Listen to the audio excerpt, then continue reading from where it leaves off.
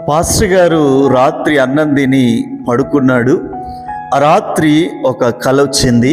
ఆ కలలో తాను చనిపోయినట్లు, పరలోక రాజ్యంలోనికి వెళ్ళడానికి, ఆ పరలోక రాజ్యానికి వెళ్ళే ఆ గుమ్మం దగ్గర ఒక దూత అతన్ని ఆపినట్లు, ఆ దూత పాస్టర్ గారితో సంభాషిస్తున్నట్లు ఆయన కలబడిందంట.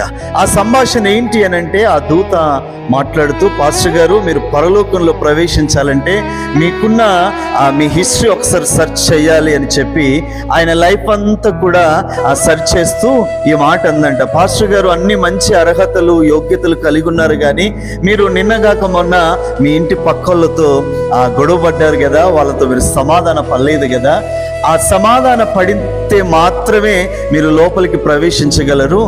నేను నీకు ఒక ఆపర్చునిటీ ఇస్తున్నాను, నువ్వు మళ్ళా కిందికి వెళ్ళి ఆ వ్యక్తులతో, ఆ గొడవపడిన వ్యక్తులతో, ఆ అసమాధానంగా ఉన్న ఆ వ్యక్తులతో నీవు సమాధాన పడి మరల వచ్చేసి అప్పుడు నేను పరలోకంలోనికి పంపిస్తాను అందంట ఆ దూత.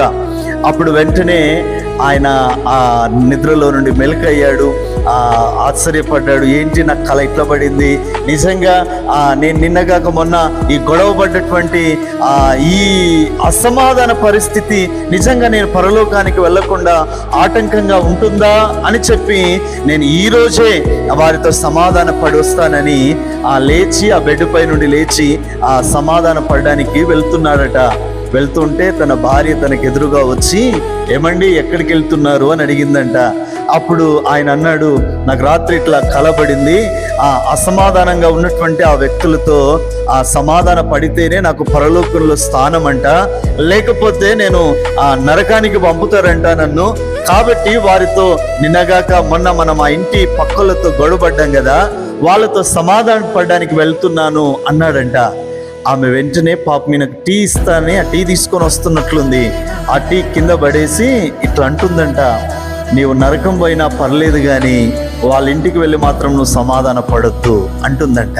ప్రియా దేవుని బిడ్డలారా, ఇట్లాంటి భార్యలు కలిగినటువంటి కుటుంబాలు, ఇట్లాంటి భర్తలు కలిగిన కుటుంబాలు కూడా ఉన్నాయి.